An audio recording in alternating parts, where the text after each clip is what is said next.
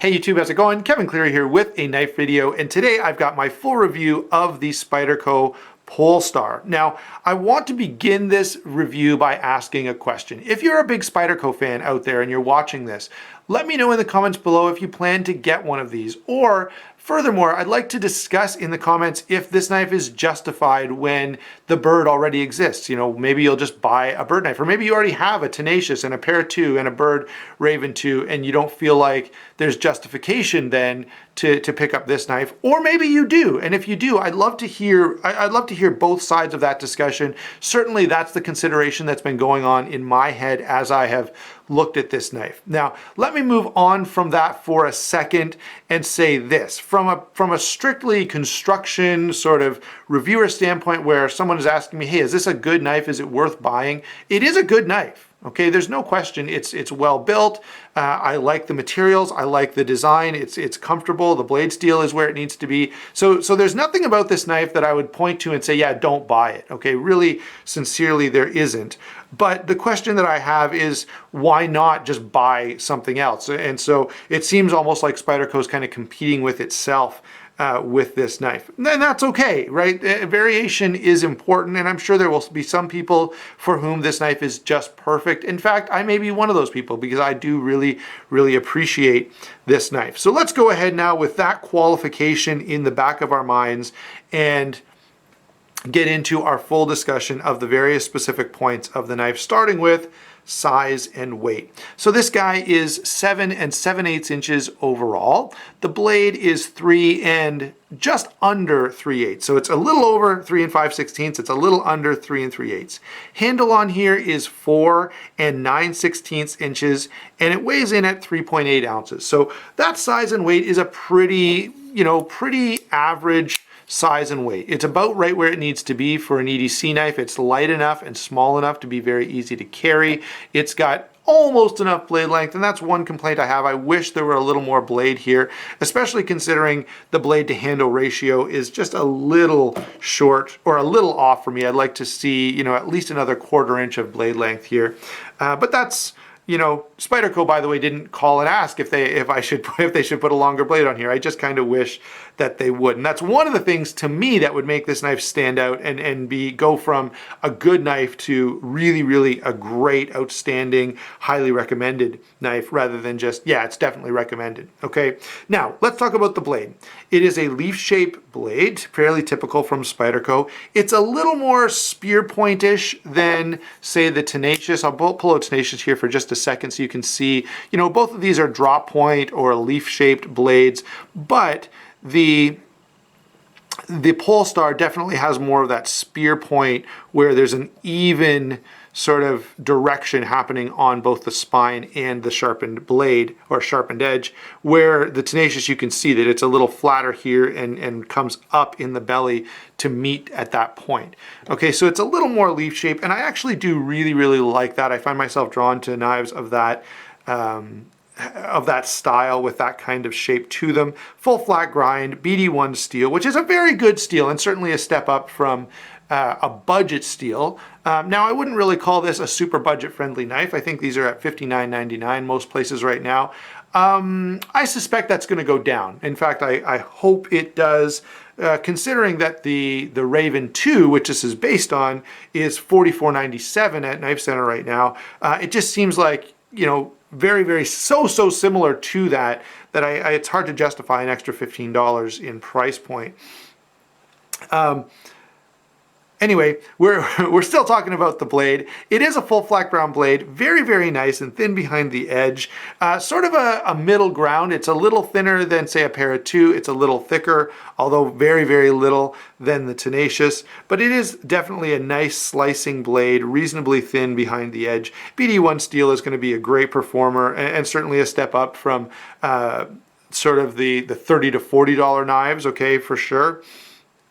And from a utility standpoint, it's definitely very well suited to EDC. You know, it's got enough belly that it can do those kind of slicing tasks. It's got a fine enough point that, you know, any kind of, you know, cutting into packaging or fine detail sort of carving work you can definitely get done. And it's got enough blade length that I would say this is a little more utilitarian than the Raven with its only, you know, with its well under 3 inches of cutting edge. Okay, so that's my take on the blade. Certainly nothing bad to say about it. In terms of lockup and deployment, of course, this is a liner lock knife. Probably most of you watching already knew that. It is on phosphor bronze washers that are fairly smooth. And I've got to say, this is an action that I had questions about at first, but it has definitely gotten better and better over time, which is nice to see.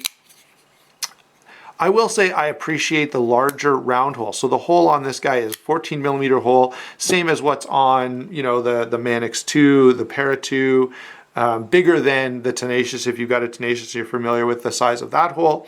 It's a little bigger, which gives a little more access, especially for gloved hands, which is appreciated. And of course, it just makes it a little, you know, when it comes to sort of getting access to the opening hole, it just makes it a little easier. Action on this is quite nice.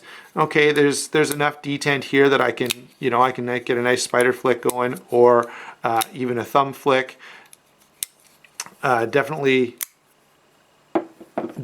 a Spyderco-esque action. It's smooth, it's snappy, no big complaints about that. Now I will say this, I've heard a little bit of discussion of the detent not being quite where it needs to be, being a little bit soft, and I think there may be just some variation there. I can tell you, I've had, you know, this is probably the 5th or 6th Tenacious that I've handled, and the action is generally good, but I can tell you there is variation on the detent in Tenacious knives.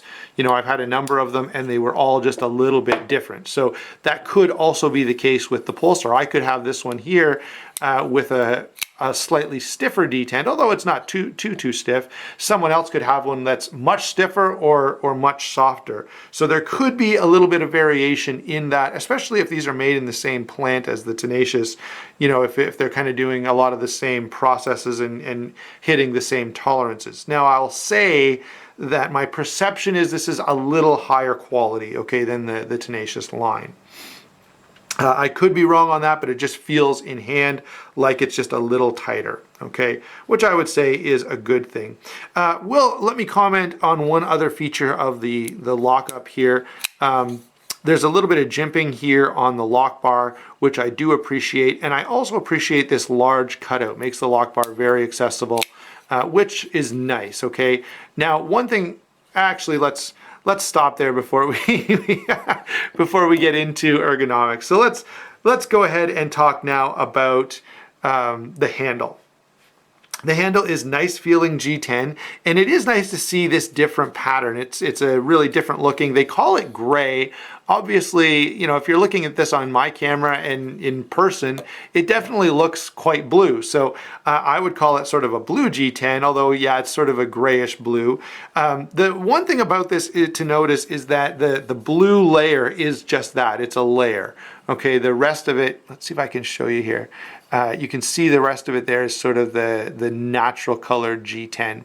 Since we're up close like this, we can also take a look into the knife and see that it is pretty well skeletonized, which is why it gets at under 4 ounces, which is definitely appreciated. One of the things I'll complain about when I show you some comparisons is that some other comparable knives are a little bit heavier and therefore not quite as comfortable to carry.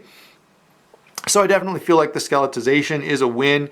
Tubed lanyard hole here, 4-way repositionable clip, and it is sort of the typical hourglass Spyderco clip. Definitely not a deep carry clip, but very, very functional. Standoff construction, so it's fully open, easy to clean out and get the lint and junk out of there that builds up in a knife after it's been in your pocket for a while. And so now that we've kind of got the construction, oh, it is Torx bit as well, I should have mentioned that. So now that we've got the construction part out of the way, what about the comfort? What about the ergonomics? And I've got to say, you know, Spyderco definitely has a reputation for making very ergonomic blades, and this is no exception. It does really lock you in with the jimping on the back of the blade. And one point that I want to make is, if you notice on this handle, you get a bit of a ramp down, or a little bit of a hook here at this end, and another little hook down at this end. And those do make a really big difference to help kind of lock you into that blade. Another point to consider is the location of this hook. See how it's right here at the front, which I really, really like, so that now my work, let's say I'm cutting something with this hand, I can get really nice and close. The distance between the front of this finger and the base of the blade is very small, which to me is rather important and certainly enjoyable. So let's see, I think that's pretty much everything we want to cover. I guess the texture, I should comment on that. The texture is different, okay? So this G10, it obviously looks different than other Spydercos. It feels different as well, and it is actually really, really nice. So I think that's a real win. And I hope to see Spyderco use this in some other models, because I really do like it. I like the color, I like the feel, and I'm sure there are other colors that they could do with a similar kind of G10 process there. Let's now go ahead and get into some comparisons. And that's where this knife really, as I said, has, I've got some questions about that. Let's see, first off, and maybe the most obvious would be the Tenacious. And here's one of the questions that I have. If you already have a Tenacious, is there enough difference between this and the Tenacious to justify this purchase? Furthermore, if you already have a Tenacious, maybe you'd be more interested in checking out the Bird Raven 2, which this design is based on, and they've just made some minor tweaks. The Raven has a finger choil here, so what they've done is extended the blade here and then added this little sort of hook, which I do think is nice. It's very comfortable, and they've given you, of course, a little more cutting edge, which again, I like, but maybe you don't care that much about, and maybe you would rather have the more Para 2-esque ergonomics that include a finger choil that becomes part of the blade and takes a little bit of the cutting edge away. Of course, there is a Para 2, so you can kind of see how those two compare. And notice that the gradual belly on the Para 2 is maybe a little more similar rather than, the Tenacious, which is a more abrupt belly. Now let's bring in a couple of knives that are not Spydercos. That's always a helpful thing to do. And both of these are, real wins in terms of, budget folders. This is the Real Steel H6 Elegance. The one thing that this suffers a little bit in is size and weight. So this is going to be a little more noticeable to carry. It's around 5, maybe getting close to 6 ounces, where this is under 4 ounces. And you can really notice that. Now you are getting quite a bit more blade length there. And this is something, I would love it if this knife were in about this size category. I think that would have offered something more different than both the Tenacious and the Bird, and would have made it, at least for me, easier to justify a purchase of this knife in my mind. Let's pull in another classic budget blade. This, of course, is the Rat Model 1. And I've got to tell you guys, for me, any budget priced blade, the knife that it has to beat, the knife that it has to compete with and do well against is really the Rat 1. So are you offering me better construction, better fit and finish, better quality, better materials than a Rat Model 1? Because if you're not, this is going to be the knife that I would recommend. Now, of course, the G10 I think is a step up. The blade steel is a step up, especially from the standard. This one is D2. Now, BD1 is going to be stainless, which may be something that's important to some people. For me, D2 has performed so well, and I've never had even the slightest problem with it rusting. One other thing I want to point out here is that the action on this knife is so nice. It's really, really smooth. And that's something that another thing that I use as a point of comparison. And I guess I should have said this too. The action on this, I bet I should have showed this off. This is a free dropper. Just a little shake. So with no blade play from side to side or up and down, this knife will drop free, which definitely is a testament to its level of quality. And I've never really seen too many Tenaciouses that would do that. So in that sense, it is a step up. Okay, so let's get back to the Polestar itself and give you an overall impression. Okay, I think this is a really nice, really well done EDC blade. It's a little highly priced for what it's doing, and maybe that price point will come down a little bit over the next few years when it's not, or over the next few months when it's not like a brand new model that everyone's kind of clamoring after right now. if you're looking for me to point out anything that I would say is a major problem with this knife, I don't really have anything, guys. I don't find any real issue with this other than the question of, can I justify the extra 15 bucks over a Tenacious or over a Bird Raven 2 to go up to this? Is there enough variation there? Are there enough changes that are going to get me interested?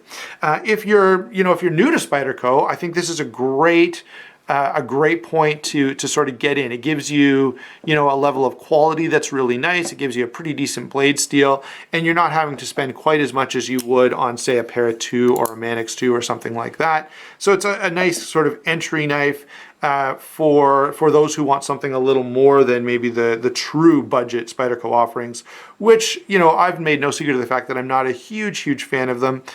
This one, I'm still not sure how I feel about from a collector standpoint, but from a user standpoint, I can recommend this knife without any question. If you're just coming here to find out, hey, is it a good knife? Yeah, it is a good knife. And if you like the design and it really speaks to you, you definitely will not be disappointed by the quality or the materials or anything like that. So there you go, guys. That's my take on the Spyderco Polestar, new for 2017. Definitely a good knife. I don't know if it's different enough from the other Spydercos out there to make it amazing, but no question that it's definitely good, and I would not hesitate, if you really like it, to buy one. Hope you enjoyed the video. Don't forget to hit that like and subscribe button, and we will talk to you soon.